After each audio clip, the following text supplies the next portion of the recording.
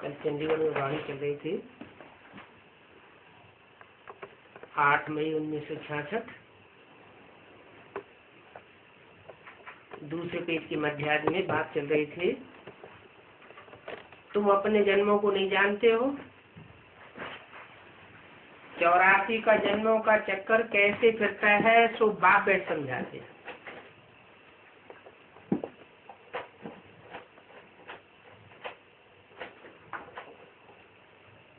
वाकई नहीं जानते अपने जन्मों।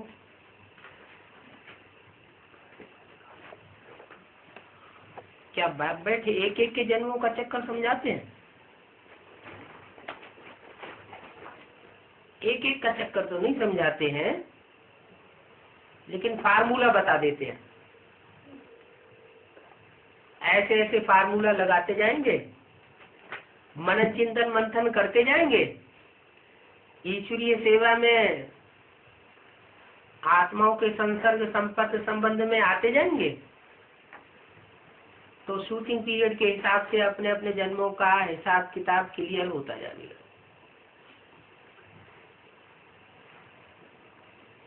आप कहते हैं ये बात तो सहज है ना, आत्मा ही समझती है।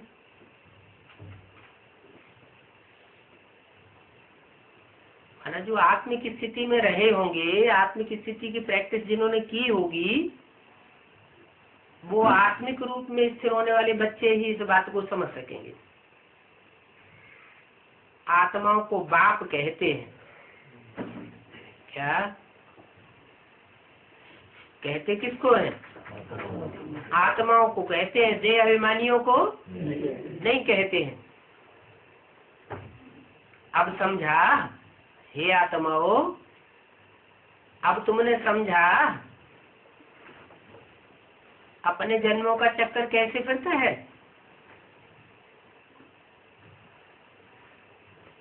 कैसे तुमने सतयुग में राज्य किया, फिर कैसे सीढ़ी उतरे, स्मृति दिलाते हैं। तो राज्य कैसे किया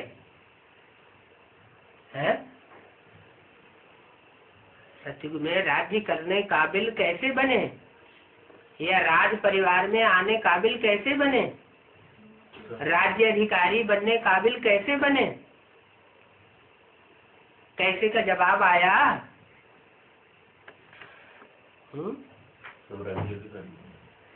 हाँ, यहाँ वर्तमान संगम युग में जितना जितना अपनी कर्मेंद्रियों के ऊपर समय प्रमाण, स्थान प्रमाण, व्यक्तियों प्रमाण, जैसा जैसा माहौल था, उस माहौल के अनुसार अपने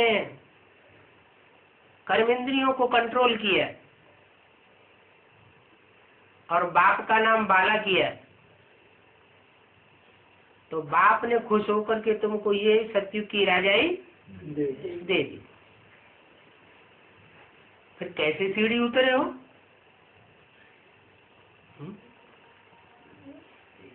ये तो चढ़ने की बात हो गई पहले जन्म में। सतयुग के आदि में कैसे हम सतयुग के मालिक बने, राज्य अधिकारी बने, या राज फैमिली के भांति बने, वो बात हुई।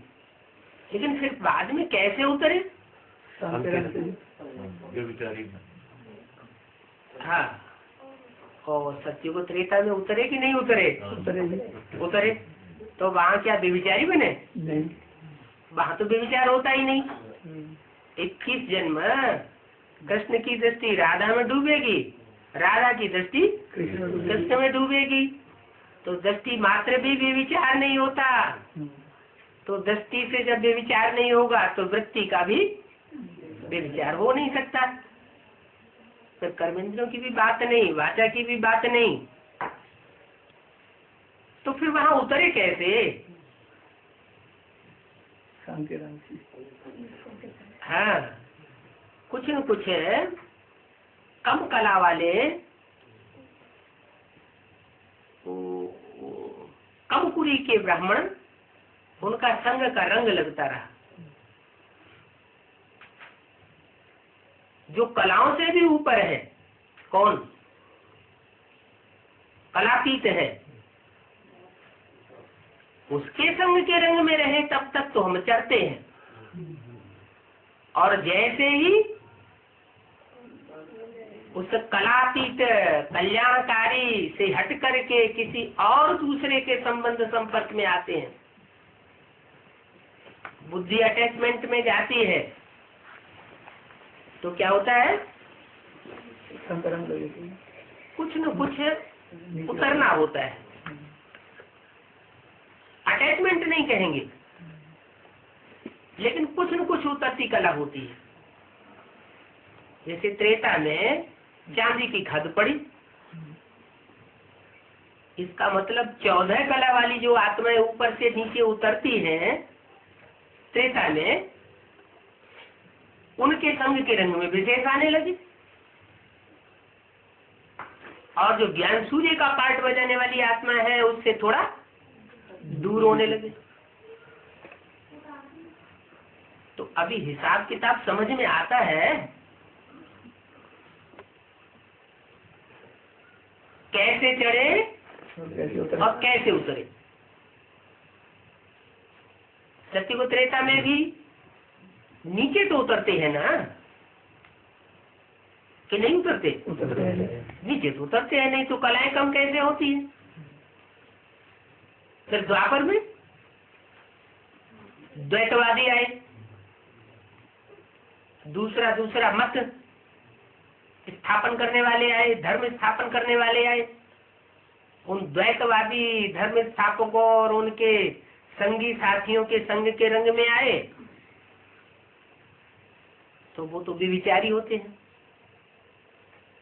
उनकी बुद्धि में ये बात नहीं होती कि वो निराकार ज्ञान सूर्य शिव इस सृष्टि पर साकार रूप में आता है और साकार रूप में आकर के सृष्टि को अविचारी बनाता है। इसलिए वो आते ही क्या करना शुरू करते हैं, वो धर्म पिता है, आते ही व्यभिचार शुरू कर देते हैं। क्योंकि उनकी तो जनरेशन होती ही नहीं। अगर वो ऐसा नहीं करेंगे तो उनकी जनरेशन नहीं बढ़े। तो फाउंडेशन में ही उनके व्यभिचार है। और हम देवताओं के फाउंडेशन में ही बाप क्या सिखाते हैं? अव्वल नंबर पहला स्लोगन क्या सिखाते हैं? एक शिव बाबा दूसरा न कोई। तो हमारी बात ही निराली है। हमारा है ऊंचे से ऊंचे धर्म पिता, जो ऊंचे से ऊंचे धर्म की स्थापना करते हैं, बाकी सब है नंबर 2 के पर। द्वैतवादी द्वैतवाद फैलाते हैं। तो बताया कैसे सीढ़ी चढ़े और कैसे सीढ़ी नीचे उतरे हो, तुम जानते हो ना। बाप स्मृति दिलाते हैं। क्या बार बार हम भूल जाते हैं, तो बाप स्मृति दिलाते हैं। कितने साल हो गए स्मृति दिलाते दिलाते एक ही बात की स्मृति दिलाते हैं। क्या एक ही बात की स्मृति दिलाते हैं कि एक के संग के रंग से नीचे गिरे, वो ऊपर चढ़े, और अनेकों के संग के रंग से नीचे गिरते हैं। फिर ये इतनी बार स्मृति दिलाई, इतने वर्ष हो गए, बार बार हम भूल कैसे जाते हैं?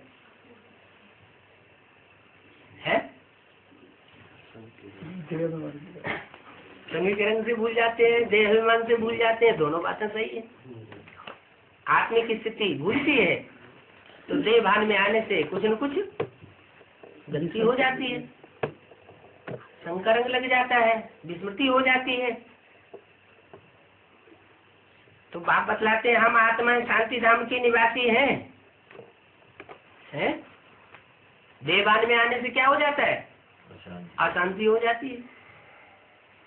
तो शांति धाम की जगह कौन से धाम में आ जाते हैं? अशांति धाम दुख धाम में आ जाते हैं तो शांति धाम के निवासी। फिर देवान में आने से दुख धाम और अशांति धाम के निवासी हो जाते हैं। यहाँ आते हैं पार्ट बजाने के लिए, चाहे सुख धाम में आते हैं। कौन? हम सुख धाम में आते हैं पार्ट बजाने के लिए। फिर क्या होता है? पार्ट बजाते बजाते दुख धाम नहीं, साकार शरीर में आते हैं तो सुख भोगते हैं ना। तो सुख भोगने से क्या होता है तो शांति धाम के निवासी। वहां तो नीचे नहीं उतरना होता है, लेकिन सुखधाम में जब आते हैं, साकार सृष्टि में जब आते हैं, सुख भोगते हैं, तो सुख भोगने से भी क्या होता है? शांति धाम में रहने से फायदा है या सुख भोगने में फायदा है? सुख भोगने में फायदा है। तो फिर नीचे उतरेंगे नीचे उतरेंगे तो फायदा हुआ या घाटा हुआ? है घाटा हुआ। अच्छा, 2-4 करोड़ रुपया बैंक बैलेंस पड़ा रहे हैं और उसका उपयोग मत करो, खर्च ही मत करो, क्योंकि सुख भोगेंगे उस पैसे से तो पैसा कम हो जाएगा। तो ये ठीक है क्या? है जो आत्माएं 5000 वर्ष परम धाम में पड़ी रहती है, शांति में पड़ी रहती है, क्या कुछ भी उनकी एनर्जी खर्च नहीं होती, तो वो फायदे में है या घाटे में है? क्यों फायदे में? क्यों नहीं? उनकी एनर्जी खर्च नहीं हुई। जन्म तो लेना पड़ेगा। ये बात नहीं। जैसे पैसा होता है तो पैसा किस लिए होता है? सुख भोगने के लिए होता है ना। अगर उसको कोई सूम बन के खर्च ही न करे तो ये होशियारी हुई क्या? तो ऐसे ही परमात्मा बाप जो बड़ी बैटरी है, उसके संग के रंग से हमें पावर मिलती है। आत्माओं को याद की पावर से हमारे अंदर जो तेज भर जाता है, जो चमक भर जाती है आत्मा में, अगर उस तेज का, उस चमक का हमने उपयोग ही नहीं किया, न खुद सुख लिया न दूसरों को सुख दिया, तो फिर फायदा क्या हुआ? इसलिए बाप कहते हैं शांति धाम से भी ज्यादा श्रेष्ठ है सुख धाम, मुक्ति धाम से भी ज्यादा श्रेष्ठ है जीवन मुक्ति। जो दूसरे धर्म की आत्माएं होती है वो फिर सिर्फ बाप से ज्यादा समय का मुक्ति धाम का वर्षा लेती है। क्या? ज्यादा से ज्यादा समय का सुखधाम का वर्षा नहीं लेती। और तुम सुख का वर्षा ज्यादा लेते हो। द्वापर कलयुग में भी तुम उन दूसरे धर्मों के मुकाबले ज्यादा सुखी रहते हो। तुम्हारा है 75% सुख और उनका है 50% सुख और 50% दुख। क्यों? ये अंतर क्यों पड़ जाता है? हाँ, क्योंकि वो दुख की दुनिया में आते हैं, अशांति की दुनिया में आते हैं, और तुम ऐसी दुनिया में आते हो जहाँ दुख होता ही नहीं, जहाँ 2 युग तक 21 जन्मों तक तुमको सुख ही सुख मिलता है, दुख मिलता ही नहीं। इसलिए तुम्हारा सुख का हिस्सा 25% उनके मुकाबले ज्यादा बढ़ जाता है, 1.5 गुना। क्या? उनको 50% सुख और तुमको 75% सुख, माने उनके मुकाबले 1.5 गुना सुखी ज्यादा रहते हो। तो तुम फायदे में रहे ना। फायदे में क्यों रहे? वो घाटे में क्यों रहते हैं? डायरेक्ट बाप से पढ़ाई पढ़ते हैं। हम डायरेक्ट बाप से पढ़ाई पढ़ते हैं, और वो तो दूसरे अपने धर्म है, वो अपने धर्म पिता से पढ़ते हैं, और अपने धर्म पिता से पढ़ते हैं। माना वो 1 जन्म का जीवन मुक्ति का वर्षा नहीं लेते हैं। फिर कैसे लेते? जब पढ़ाई नहीं करते तो लेते कैसे? अंतिम अंतिम हैं, जब उनके धर्मपिता कहेंगे कि तेरा राइट है, फिर ये कहेंगे तब मानेंगे। तब मानेंगे। ग्रेट ग्रेट ग्रैंडफादर को जान लेंगे। हाँ हाँ, वो जान तो लेते हैं, लेकिन सिर्फ सलामी भर के चले जाते हैं, हाँ जी। साकार को फिर भी नहीं मानते। और तुम साकार को भी मानते हो निराकार को भी। और निराकार को भी मानते हो। तुम आत्मा को भी और शरीर को भी कम्बिनेशन कर देते हो। अगर आत्मा शरीर से अलग रहे तो जैसे जड़वत हो जाती है। थोड़ा जड़वत न सुख भोगेगा न दुख भोगेगा। जड़वत आत्मा सुख या दुख नहीं भोगती।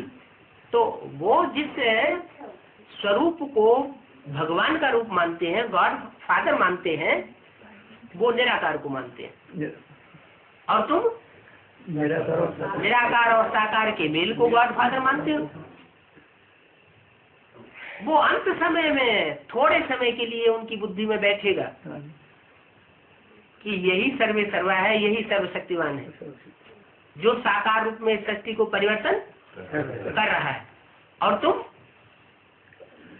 बहुत लंबे समय से इस बात को जान जाते हो कि वो निराकार से साकार सृष्टि पर आया हुआ है।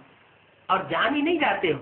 एक होता है जानना और दूसरा होता है मानना। क्या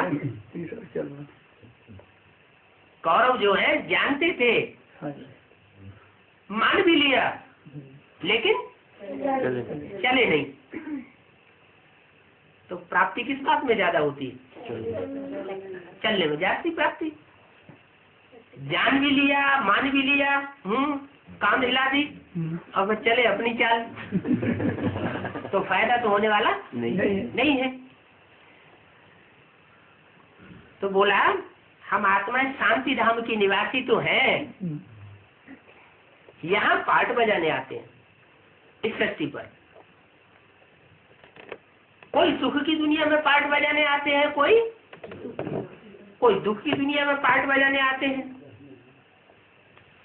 लेकिन बाप एक जन्म का वर्षा कम से कम जीवन मुक्ति का वर्षा, सुख का वर्षा सबको देते हैं। 500-700 करोड़ मनुष्य आत्माओं में से ऐसी एक भी मनुष्य आत्मा नहीं जो इस सृष्टि रूपी रंगमंच पर अंत समय में जब टोटल विनाश होगा तो एक सेकंड के लिए परमात्मा बाप को साकार रूप में न पहचाने। क्या हर मनुष्य आत्मा पहचानेगी जरूर बाप को पहचानेगी और उसे बाप का वर्षा मिलेगा। जब टोटल विनाश हो जाएगा, टोटल विनाश के टाइम की ही बात है। फिर रहेगा कौन यहाँ? नहीं, वो रहेंगे जिन्होंने अपने शरीर की ऐसी स्थिति बना ली है कि शरीर यहाँ रहे और आत्मा जुदा रहे। पहले से ही जिन्होंने ऐसी स्थिति बना, बाकी जिन्होंने ऐसी स्थिति नहीं बना पाई वो तो सजाएं खाएंगे शरीर के अंदर। सजाओं को भोगेंगे तो पद नीचा हो जाएगा। जो यहाँ रहेंगे उनकी संख्या निश्चित है। क्या जो शरीर से यहाँ रहेंगे, शरीर से ही अपने को रिजिग्नेट करेंगे, कन्वर्ट करेंगे, शरीर को ही कंचन काया बनाएंगे, निरोगी बनाएंगे योग बल से, उनकी संख्या निश्चित है। कितनी? 9 लाख सितारे आसमान में गाए हुए हैं। वो 9 लाख में 4.5 लाख ऐसे हैं जो दिन में टिमटिमाते हैं आसमान में, लेकिन देखने में नहीं है। देखने में सिर्फ सूर्य आता है, माने अपने को सूर्य में मर्ज कर देते हैं। और 4.5 लाख ऐसे हैं जो रात में चमकते हैं, लेकिन चंद्रमा की रोशनी को फीका। जो उनका अधिपति है, रात के सितारों का अधिपति कौन है? मुखिया कौन है? चंद्रमा। उस चंद्रमा की रोशनी को फीका कर देते हैं, अपनी रोशनी को बढ़ाने की चेष्टा करते हैं। तो वो आत्माएं चंद्रवंशी। ओंकार की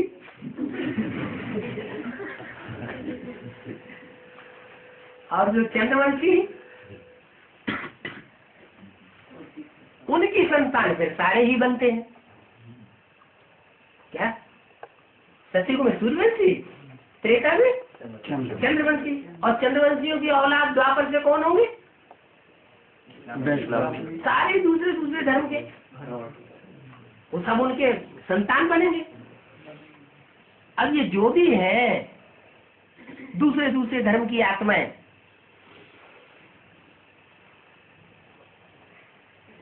जो टोटल मिला करके 500-700 करोड़ सृष्टि में मनुष्यों की आबादी बनती है, उन 500-700 करोड़ मनुष्यों में जो अलग अलग धर्मों की श्रेष्ठ से श्रेष्ठ आत्माएं हैं, अपने धर्म में श्रेष्ठ से श्रेष्ठ पार्ट बजाती है। चाहे वो अपने धर्म की श्रेष्ठ पार्ट बजाने वाली वो ही आत्माएं होंगी जो देवता धर्म की होंगी, कन्वर्ट होकर के दूसरे धर्म में चली जाती है। पहले तो हिंदू ही थे ना। इब्राहिम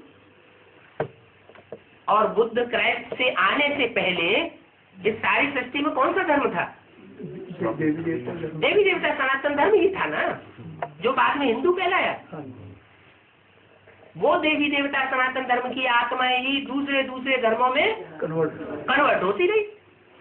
जो जो धर्म पिता आया उसने जो अपने उस टाइम के हिसाब से सात्विक धर्म की स्थापना करने के लिए जो बातें सुनाई, उन बातों से सुनकर के वो प्रभावित हो गए। शूटिंग कहाँ होती है? संगम युग पर ज्ञान सूर्य परमात्मा भी आकर के ज्ञान का प्रकाश फैला रहा है, और उस ज्ञान के प्रकाश में कोई प्रभावित होने वाले हैं जो प्रभावित हो जाते हैं दूसरों से। मुरली को उतना महत्व नहीं देते। आपने भले भले बता दिया कि मुरली है तुम बच्चों की लाठी, इस लाठी के सहारे तुम अगर इस विषय वैतरणी नदी को क्रॉस कर जाएंगे तो तुम फायदे में ज्यादा रहेंगे। लेकिन वो आधार छोड़ करके दूसरी लाठी पकड़ लेते हैं। क्या ये शरीर भी क्या है? लाठी है। परमात्मा जिस मुकर्रर रथ में प्रवेश करता है वो भी लाठी है। लाठी कहो, सिख धर्म में उसको नानक चाप जहाज कहो, जे चढ़े उतरे पार नर। जहाज में चढ़ करके विषय सागर के पार जाते हैं ना, तो इस लाठी का जो सहारा लेते हैं अंत तक वो फायदे में रहते हैं, और लाठी का सहारा न लेकर के दूसरी लाठियों का सहारा लेने लग पड़ते हैं तो उनको घाटा आ जाता है। क्या? उनको घाटा आ जाता है। क्या घाटा आ जाता है? उस धर्म में कन्वर्ट होना पड़ेगा। यहाँ शूटिंग पीरियड में कन्वर्ट होते हैं इस तरह, और वहां प्रैक्टिकल में कन्वर्ट हो जाते हैं। तो कन्वर्ट हो जाते हैं तो उनके सुख का हिस्सा कम हो जाता है।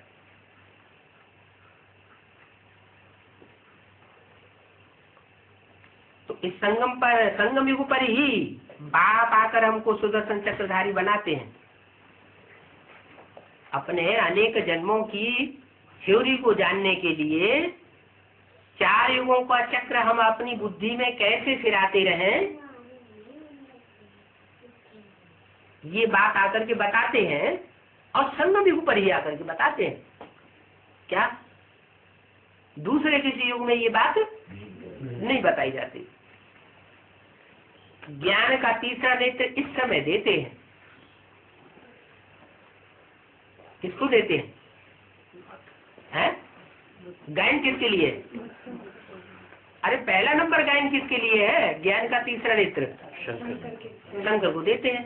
तो शंकर जो है वो देव देव महादेव कहा जाता है, माने देवताओं में सबसे बड़ा देवता कहा जाता है। इसका मतलब जो देव योनि वाली आत्माएं हैं उनका अधिपति शंकर हुआ, तीसरा नेत्र। और उस तीसरे नेत्र वाले से सब जुड़े हुए हैं देवताएं तीसरा नेत्र लेने के लिए।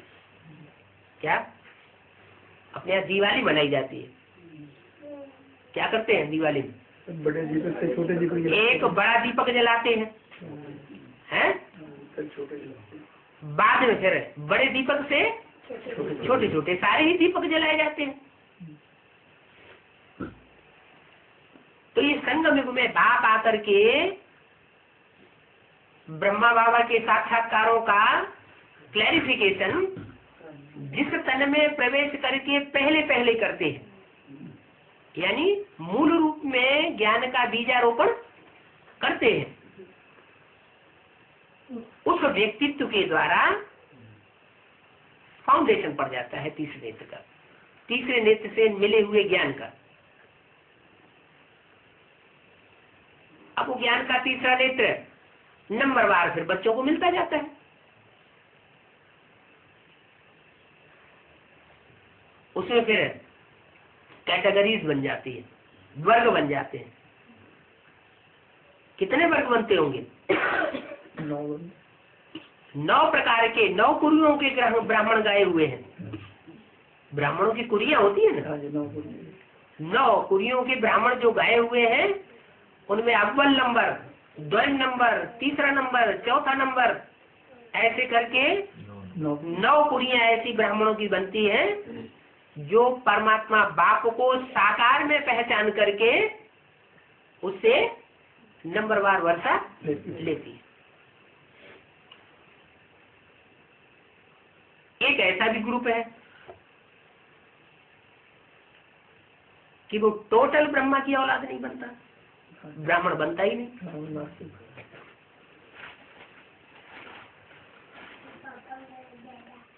वो नास्तिक धर्म है, माना वो न परमात्मा बाप को मानते हैं, और न देवताओं को मानते हैं, न आत्मा को मानते हैं, न परमात्मा को मानते हैं, न स्वर्ग को मानते हैं, न नरक को मानते हैं।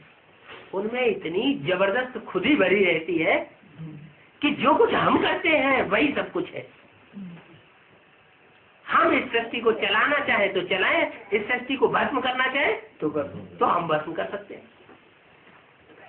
इतने अहंकार में आकर के वो ऐसी चीज का निर्माण कर लेते हैं जो उनके अंदर खुद ही भरी हुई।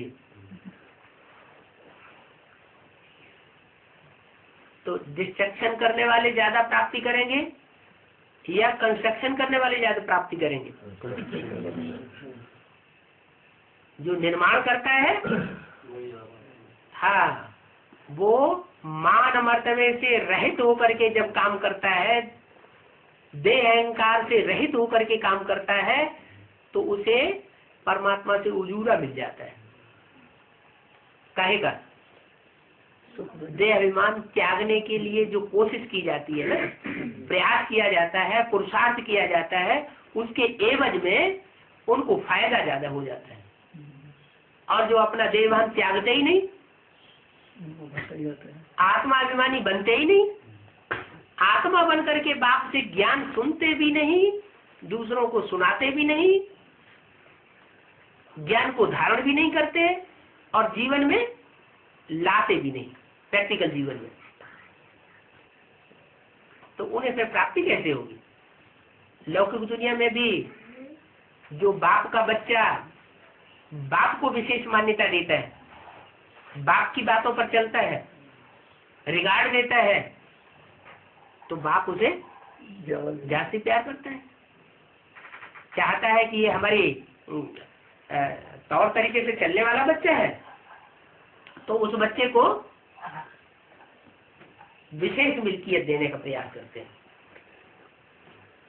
जो बच्चा डायरेक्शन पर नहीं चलता तो बाप उसको मिल्कियत नहीं देता। भले डाडे की मिल्कियत सबको मिलती है, क्या बाप के ऊपर बाप, उसको कहते हैं डाडे।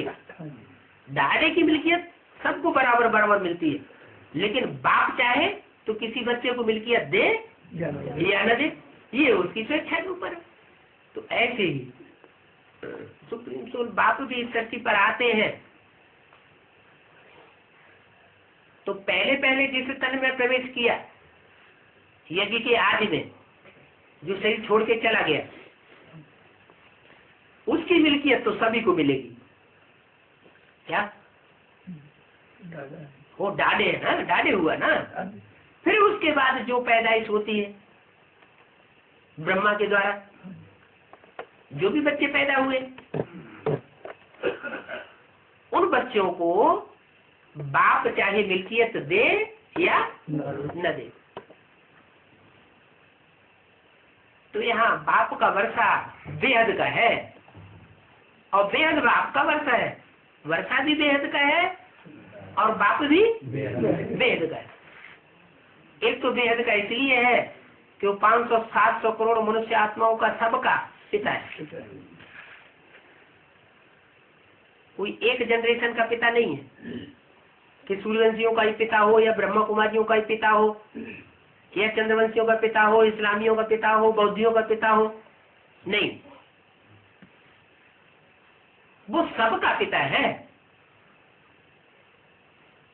तो सबका पिता होने की वजह से उससे प्राप्ति तो सबको होनी है, लेकिन एक जैसी प्राप्ति नहीं हो सकती। कोई कहे ये तो पार्शलिटी हो गई, पार्शलिटी की इसमें बात ही नहीं। माँ बाप पढ़ाई पढ़ाते हैं बच्चों को, जो बच्चे पढ़ाई पढ़ते हैं तो ऊंच पद पाते हैं, पढ़ाई नहीं पढ़ते हैं तो घास काटने का काम करते हैं, बैल चराने का काम करते हैं। ऐसे यहाँ भी बाप तो आकर के खुद पढ़ाई पढ़ाते हैं। वो लौकिक बाप या माता बेसिक नॉलेज की पढ़ाई पढ़ाती है, उसके बाद ऊंची स्टडी करने के लिए कॉलेज में स्कूल में भेजते हैं, खुद अपना धंधा करते रहते हैं। यहाँ तो बाप का धंधा ही है क्या, पढ़ाई पढ़ाना। यहाँ तो बाप खुद ही सुप्रीम टीचर बन करके आता है, जानता है दूसरे पता नहीं कैसी पढ़ाई पढ़ाएंगे नहीं पढ़ाएंगे। बाप में पार्शलिटी बिल्कुल नहीं है, बाप सबको एक जैसी पढ़ाई पढ़ाते हैं, किसी को पर्सनल पढ़ाई नहीं पढ़ाते हैं। एक टाइम पर सबको पढ़ाई पढ़ाई जाती है, किसी को कम या ज्यादा पढ़ाई नहीं पढ़ाई जाती। लेकिन फिर ये नंबरवार कैसे बन जाते हैं? कौन सी मेहनत? अब मुरली के ऊपर कोई ध्यान देते हैं, कोई नहीं देते। बाप की पढ़ाई के ऊपर किसी ने ज्यादा ध्यान दिया और किसी ने ध्यान दिया ही नहीं। देखो 51, 50, 51 से मुरलियां निकलती चली आई, छपती चली आई और 68 तक छपी, जब तक ब्रह्मा बाबा जीवित रहे। गीता पाठशाला खुली, सेंटर खोले, लेकिन कितने सेंटर वालों ने, कितनी गीता पाठशालाओं वालों ने बाबा की वाणी को सिक्योर करके रखा, सुरक्षित करके रखा। अरे भगवान की वाणी है, कोई साधारण टीचर की तो वाणी नहीं है, तो वो वाणी की कदर करके रखना चाहिए ना। लेकिन क्या हुआ, क्या हुआ है? सारी टोलियां खा खा के फाड़ फाड़ के फेंकते रहे। जैसे बाबा कहते हैं कि बंदरों को चने डालो, घुंघरे डालो, तो सारे बीन बीन के खा जाएंगे, और उनको हीरे मोती रतन डाल दो तो देखेंगे फेंक देंगे।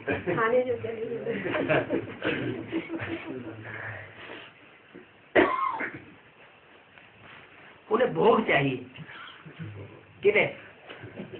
बंदरों को क्या चाहिए? भोग चाहिए। भोग भोगने की चीज होगी तो उसको लेंगे, और भोग भोगने की चीज नहीं है तो फेंक देंगे। ऐसे ही यहाँ भी 51 से लेकर के 8 तक जो मुरली चली, उस मुरली का जिन्होंने वैल्यू दी, और वैल्यू में एक तरह की नहीं होती है।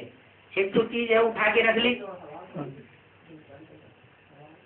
लाकर में डाल दी, और जिंदगी भर लाकर में ही पड़ी रही, किसी के काम नहीं आई, तो कोई फायदा नहीं। जैसे जालंधर के जनकराज जी है, क्या जनकराज, एक गीता पाठशाला पुरानी चल रही थी उनकी, अब पता नहीं जिंदा है या नहीं है, जिंदा है अभी।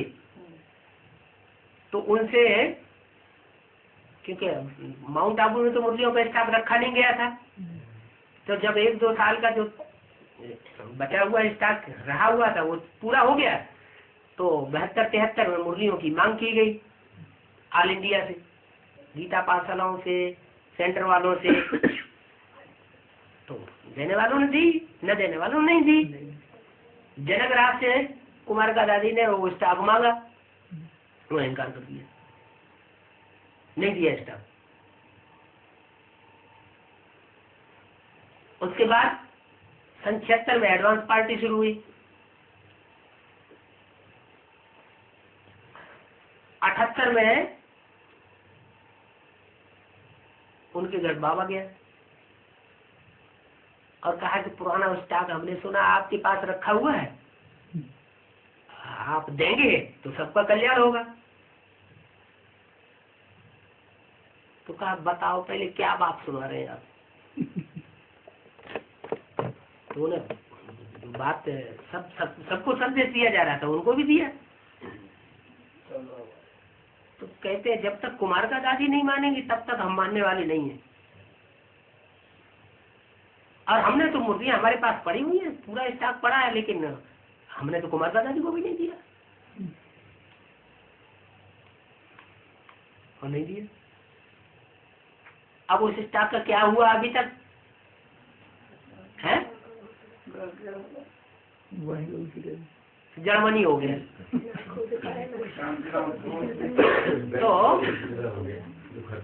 तो चीज न खुद खर्च करना और न दूसरों को खर्च करने देना, तो सूम का धन हो गया। सूम का धन हो गया, उस धन से कोई फायदा नहीं है, जर्मनी हो गया। जर्मनी वालों ने भी ऐसे ही किया।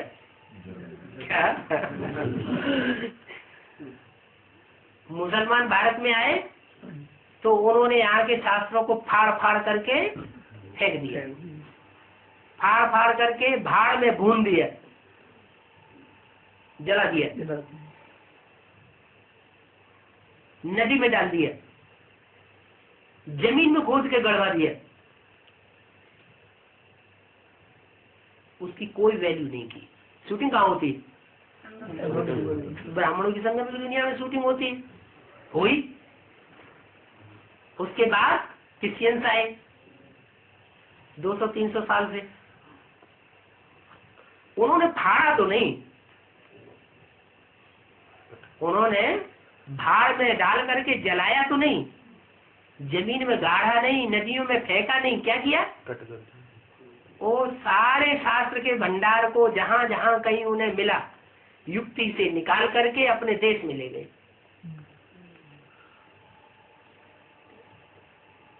और देश में ले जा करके वहां ग्रंथागार में, पुस्तकालय नहीं, ग्रंथागार जहां उनका स्टाफ था वहां डाल दिया और उसको अपने तरीके से उसकी स्टडी की। क्या जर्मनी के 2 हिस्से हैं, हुए थे, अभी तो एक हो गया है। एक हिस्सा था पहले रूस की तरफ और एक हिस्सा था ये क्रिश्चियंस जो क्राइस्ट को मानते हैं उनकी तरफ। तो ये क्रिश्चियंस के 2 हिस्से थे, एक साकार को मानने वाले थे धर्मपिता को, और एक साकार को श्रद्धा न रखने वाले। तो जो क्रिश्चियंस का जो जो भंडार था जो यहाँ से ले गए, उसके दो आयाम हुए। एक तो उन्होंने न खुद पढ़ा न किसी को पढ़ने दिया, रख दिया। और दूसरे जिन्होंने पढ़ा, मैक्स मूलर वगैरह बड़े बड़े विद्वान हुए, उन्होंने उसकी गहराई को अपने तरीके से जाना और जान करके जो, क्योंकि क्रिश्चियंस लोग जो है वो साकार भगवान को तो मानते नहीं, वो तो निराकार को मानने वाले होते हैं। तो उनकी बुद्धि जो निराकार को मानते हैं, उनकी बुद्धि में दिल का समावेश नहीं हो पाता उतना, माने भावना नहीं होती है। भावना न होने की वजह से उन्होंने जो उसका अर्थ लगाया, वो ऐसा अर्थ लगाया कि महाभारत काल में, पहले प्राचीन काल में ऐसे आग्नेयास्त्र हुए थे, तो हम क्यों नहीं ऐसे आग्नेयास्त्र बना सकते हैं। और उन्होंने ऐसे ऐसे एटम बम बना के तैयार कर दिए, जिससे दुनिया का विनाश सामने खड़ा हो जाए, दबाव देने की। तो कैसे रुका लग रहा है, कोई फॉर्म नहीं। दुनिया के ऊपर दबाव देने के लिए कि हमारी बात मानो तो ठीक है, अगर नहीं मानोगे तो हम सारी दुनिया को भून के रख देंगे। ये तो बात वैसे ही हो गई जैसे कोई डाल पर बैठा हुआ और उसी डाल को काट रहा हो,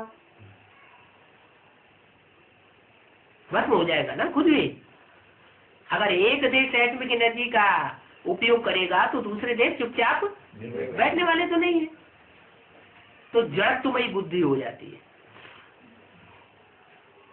जो जड़त्वमयी बुद्धि है उसका मूल कारण है कि वो बिंदु निराकार को याद करने वाली होती है।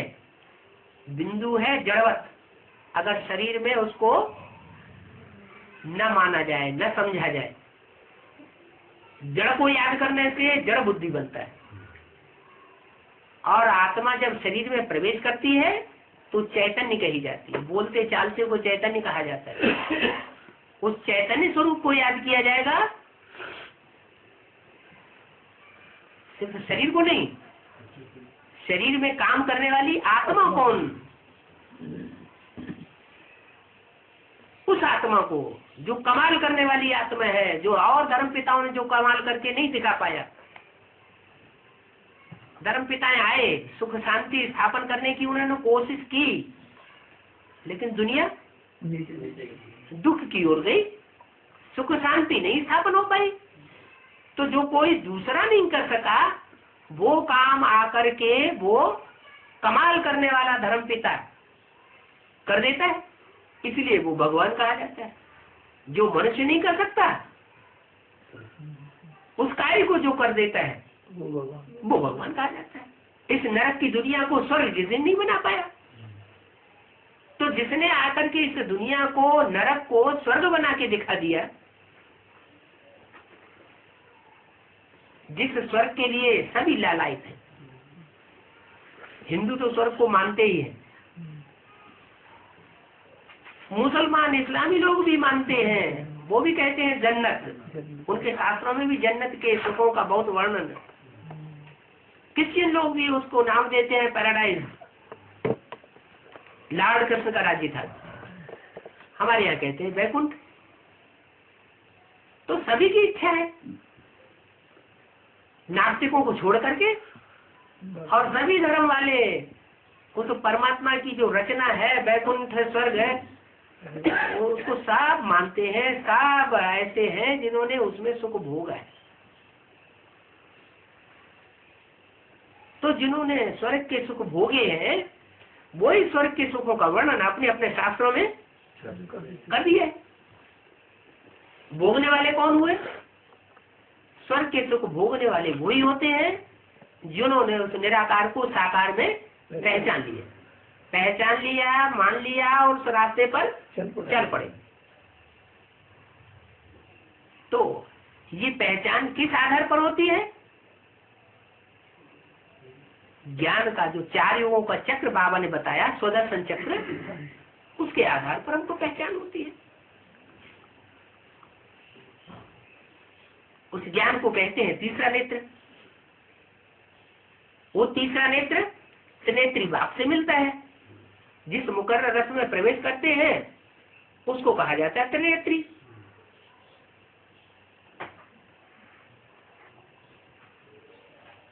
तो त्रिनेत्री वास्तव में है कौन? कौन सी आत्मा है? नहीं, आत्मा। शंकर त्रिनेत्री आत्मा है तो हमेशा रहती होगी त्रिनेत्री। श्री राम की आत्मा, राम की आत्मा अगर त्रिनेत्री है तो द्वापर कलयुग में त्रिनेत्री रहती होगी। सुप्रीम सोल है, है? सुप्रीम सोल द्वापर कलयुग में त्रिनेत्री बनकर के रहती है? नहीं रहती ना। नहीं रहती है इसका मतलब वो त्रिनेत्री वास्तव में नहीं है। और जो त्रिनेत्री है उसका नाम दिया जाता है उस नेत्र के लिए शिव नेत्र। शंकर नेत्र कोई कहता है? कोई नहीं कहता। इसका मतलब शिव सुप्रीम सोल ही वो त्रिनेत्री है जो तीसरे नेत्र का ज्ञान देने वाला है। उन्होंने फिर देवताओं को तीसरा नेत्र सुदर्शन चक्र दे दिया है। देवताओं को तीसरा नेत्र भी नहीं होता और सुदर्शन चक्र भी उनके हाथ में होता ही नहीं वास्तव में, क्योंकि देने वाला दाता तो सुप्रीम सोल शिव है, वो ही त्रिनेत्री है और वो ही सुदर्शन चक्र घुमाना हमको सिखाता है। वास्तव में उनमें ये ज्ञान है नहीं, उन देवताओं में। न विष्णु में सुदर्शन चक्र का ज्ञान है और न शंकर में तीसरे नेत्र का ज्ञान है। तीसरा नेत्र वास्तव में है किसका? शिव सुप्रीम सोल का। लेकिन इतनी बात कहने से ये नहीं समझ लेना चाहिए कि बस तो सुप्रीम सोल को ही हम याद करेंगे, हमारा तो सिर्फ ज्योति बिंदु से ही वास्ता है, हमें उसी से सब कुछ लेना है, वही हमारे लिए सब कुछ करता धरता है। नहीं, वो सुप्रीम सोल भी ड्रामा के बंधन में बांधा हुआ है। वो भी जब तक मुकर्रर रथ में प्रवेश न करे, इस सृष्टि रूपी रंगमंच के हीरो पार्टधारी में आकर के पार्ट न बजाए, तब तक उसकी कोई वैल्यू नहीं।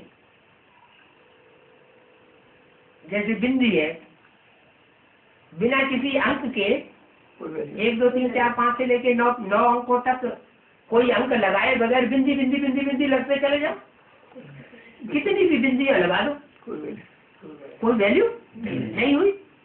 और कोई अंक के साथ फिर बिंदी रखो तो उसकी वैल्यू होती है। तो बाप बैठ समझाते हैं, तुम असुल देवी देवता धर्म के थे क्या? असुल शब्द क्यों लगाया है? माने देवी देवताओं में भी कैटेगरीज है। 33 करोड़ देवताएं एक कैटेगरी के नहीं है, अलग अलग कैटेगरी के। तुम असुल देवी देवता सनातन धर्म के थे। अब नहीं हो। अब क्यों नहीं हो? क्योंकि दूसरे धर्मों के संग के रंग में आकर के तुम नीचे गिर गए। देवता से क्या बन गए? द्वापर में मनुष्य, और मनुष्य से नीचे गिरकर असुर राक्षस बन गए। अब मैं तुमको राक्षस संप्रदाय कहो या शूद्र संप्रदाय कहो, उससे कन्वर्ट करके पहले ब्रह्मा की औलाद ब्राह्मण बनाता हूँ, फिर ब्राह्मणों को शिक्षा दे करके उनको देवता बनाता हूँ। तो देवी देवता धर्म के थे, परंतु धर्म भ्रष्ट होने के कारण देवता के बदले अपने को हिंदू समझ लिया। धर्म से जो ईश्वर ने धारणाएं सिखाई थी, जो मुरलियों में धारणाएं सिखाई गई हैं, उन धारणाओं से नीचे गिर गए तो धर्म भ्रष्ट हो गए और फिर अपने को हिंदू समझ लिया। क्या अपने को क्या समझ लिया? माने हिंसा, दू माना दूर करने वाले, कि हम संसार में हम ही हैं हिंसा को दूर करने वाले और सब हैं हिंसा को बढ़ाने वाले। लेकिन वास्तव में इस दुनिया में कोई भी हिंसा को दूर कर ही नहीं सकता। द्वापर युग से लेकर के अभी कलयुग अंत 2500 वर्ष की हिस्ट्री मौजूद है। हिंसा बढ़ती चली आई है या घटती चली आई? बढ़ती चली आई। तो हिंदू तो कोई है नहीं, कहते हैं हिंदू, लेकिन वास्तव में हिंदू कोई भी नहीं है। अभी बाप आकर के हमको सच्चा अहिंसक बनाए रहे। वो तो हिंसा समझ लेते हैं मारा काटी को। बाप कहते हैं ये मारा काटे भी नंबर 2 की हिंसा है। क्या इसे नंबर 2 की दुनिया में सारे ही हिंसक हैं। मैं आकर के तुमको असली अहिंसक बनाता हूँ। कैसा अहिंसक? न तुम देह की हिंसा करते हो, क्या मारा काटी की भी हिंसा नहीं करते, और तुम काम विकार की भी हिंसा नहीं करते हो। न काम की हिंसा न क्रोध की हिंसा। असली अहिंसक मैं तुमको बनाता हूँ। तो ड्रामा अनुसार कहते हैं अपने को हिंदू। हमारा दोष कहते हैं, हमारा दोष नहीं है। अरे दोष तुम्हारा क्यों नहीं है? तुम माया से हार खाए पतित बने हो। दोष क्यों नहीं है? दोष तो है। दोष ये कब किया? द्वापर युग से दोष कहें या बाद में दोष कहें या उससे पहले दोष कहें? कब दोष किया? द्वापर से दोष किया। द्वापर से अगर दोष किया, वहाँ दोष और निर्दोष की पहचान थी तो संघ के रंग में आ गए। पहचान तो थी नहीं कि दोष हमने क्या किया। संगम युग में इस समय जब परमात्मा बाप आते हैं तो जानबूझ करके भी क्या जान लेते हैं, पहचान लेते हैं, वाणी के रहस्य को समझ लेते हैं, कान हिला हिला करके, हाँ ये सच्ची बात है। फिर उसके बाद फिर क्या करते हैं? जान जाते हैं ये काम, ये क्रोध और ये लोभ, ये मोह, ये अहंकार, ये 5 विकार माया के रूप हैं। फिर भी देवान में आकर उनमें आसक्त होते हैं। तो तुम माया से हार खाए पतित बने हो। पतित बनना कहाँ से शुरू किया? माया से हार खाना कहाँ शुरू किया? संगम से हार खाना शुरू किया। द्वापर में कोई हार खाने की बात नहीं है। वो तो यहाँ जैसे आत्मा में संस्कार भर जाते हैं वैसा वैसा वहां आ जा सकते। अब बाप कहते हैं अब फिर तुमको पावन बनना है। क्या फिर क्यों लगा दिया? अब फिर पावन बनना है। माना पहले भी इस संगम युग में तुमको पावन बनाया था। तुम्हारी दृष्टि वृत्ति सुधरी थी, तुम ब्राह्मण बने थे, ब्रह्मा की औलाद। फिर कारण या कारण नीचे गिरे। अब फिर तुमने दोबारा जन्म लिया या बाप के संबंध में संसर्ग में आए। क्या कोई तो बच्चे ऐसे हैं कि दोबारा जन्म लेकर के नहीं भी आए हैं। क्या क्या कहा? दोबारा जन्म लेकर नहीं आए। चमनलाल जी क्या कहते हैं? दोबारा जन्म लेके आए नहीं हैं? कितने साल के हो गए?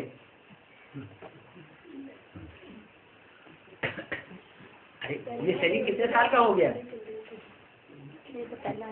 31 साल। नहीं, शरीर कितने साल का हो गया? 75 साल। 75 साल का। तो 75 साल पहले तो ये है नहीं। और धर्म सिंह जी कितने साल हो गए शरीर को? 84 साल हो गए। 75 84 साल पहले शरीर नहीं था। और नाम बताइए जरा। करम सिंह तो कितने? 66 साल। भावना हो सकती है। 66 साल पहले तो बाबा आ चुका था, है? और साधुराम जी दोनों साथ है जी, है दो 77 अच्छा, तो 77 वो भी नहीं हो सकता। तो अब ये जो 3 महान आत्माएं ऐसी निकली जो पिछले जन्म में ब्राह्मण तो साबित नहीं होती, फिर उन्होंने ये एडवांस ज्ञान कहाँ से ले लिया है? वो दीदी दादी दादाओं ने नहीं लिया, इतने वर्षों से ब्राह्मणत्व का पुरुषार्थ करते चले आ रहे हैं और उन्होंने वो पक्का ज्ञान नहीं ले पाया। एडवांस में, अरे ये कैसे एडवांस में एडवांस हो गए? अरे भाई ओमपुरा जी ने कहा इसका कारण क्या है? पिछले जन्म की बात है। हाँ, पिछले जन्मों में, पूर्व जन्मों में पहले ब्राह्मण नहीं रहे, ब्रह्मा की औलाद नहीं बने, लेकिन जो राम बाप है उसका संसर्ग संपर्क अनेक जन्मों में, ज्यादा जन्मों का रहा, इसलिए बलपूर्व जन्म में ब्राह्मण नहीं बने। लेकिन फिर भी इस जन्म में आकर के, लास्ट में बुढ़ापे में आकर के उन्होंने असलियत को पहचान लिया। तो अब फिर पावन बनना है। पहले भी पावन थे और अब फिर पावन बनना है। ऐसे कर्म कर तुम पतित बने।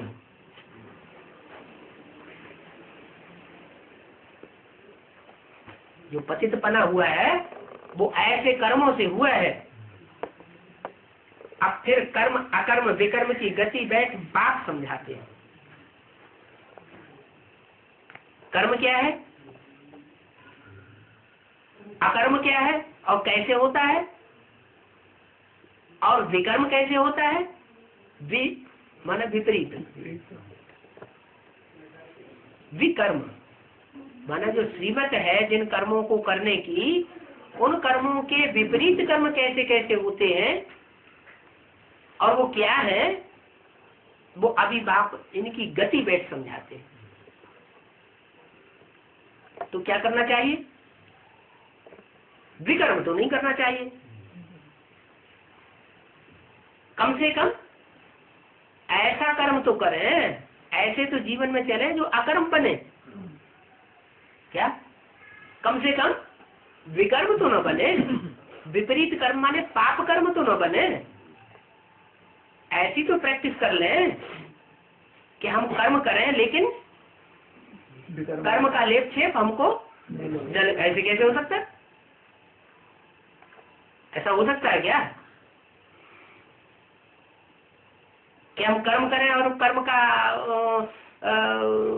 जो लेप छेप हमको न लगे? बाबा की याद में करेंगे। तो बाबा की याद में 65 साल से करते चले आए, अभी क्या विकर्म बन रहा है कि नहीं बन रहा है?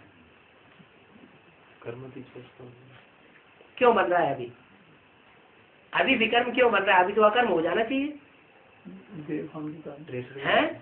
नहीं नहीं नहीं, वो कारण ये है, जब तक अग्नि खूब तेज नहीं होती है तब तक सोने में से जो खाद पड़ी हुई होती है, हाँ, चांदी पीतल तांबा वगैरह की, वो खाद निकलती नहीं है। तो अभी क्या है, हम याद तो करते हैं लेकिन याद हमारी टिकने वाली उतनी नहीं है जिससे अभिविचारी याद कही जाए।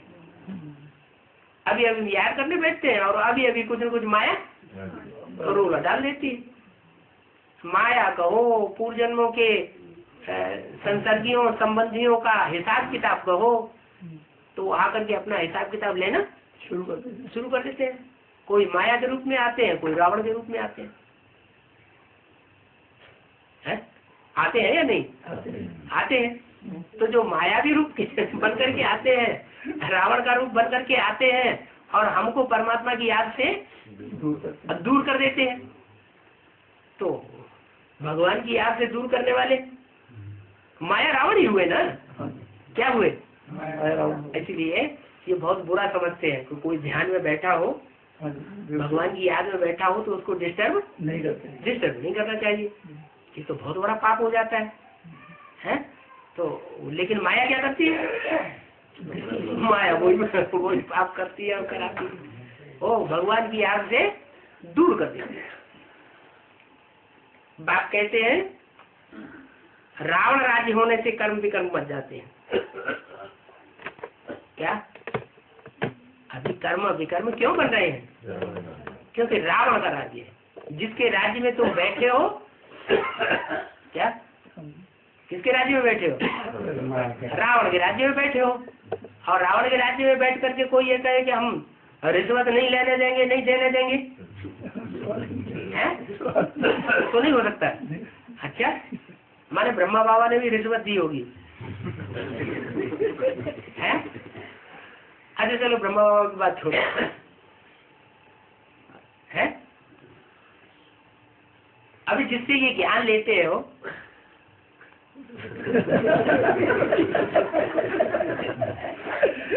है, वो रावण राज्य में होगा या राम राज्य में होगा? है? वो कौन से राज्य में होगा? तो रावण जी है? अंदर में बैठे तो सभी हैं। हाँ, बैठे तो सभी हैं, संगत में सारे ही ब्राह्मण बैठे हुए हैं, लेकिन सब रावण राज्य में अपने को महसूस करते हैं, राम राज्य में महसूस करते हैं। दूसरे तो करते हैं रावण राज्य में, हाँ, वो नहीं करेंगे। वो नहीं, क्यों नहीं? उसके अंदर सुप्रीम सोल है। माने सुप्रीम सोल जो है वो अगर रिश्वत का काम करता है या देता है या लेता है तो है, उसका नाम शिव है। क्या? जो प्रवेश है उसका नाम क्या है? शिव। ये शिव नाम क्यों रखा जाता है? क्यों रखा गया? कि जो भी करेगा,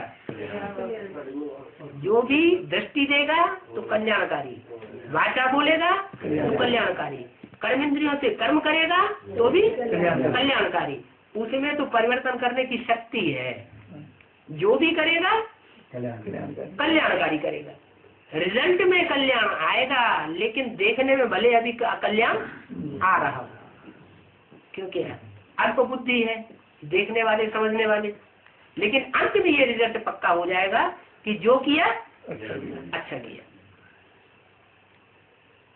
तो रावण राज्य में प्रजापिता हो सकता है, राम की सोल हो सकती है, लेकिन उसमें जो कार्य करने वाला शिव है वो रावण राज्य में नहीं हो सकता। इसलिए वो गारंटी लेता है क्या? कि ब्रह्मा के द्वारा, चाहे ब्रह्मा हो चाहे प्रजापिता ब्रह्मा हो, इनके द्वारा जो कुछ भी होता है सब जो कुछ उलट भी हो जाता है तो भी उसको मैं सुलझा कर देता हूँ।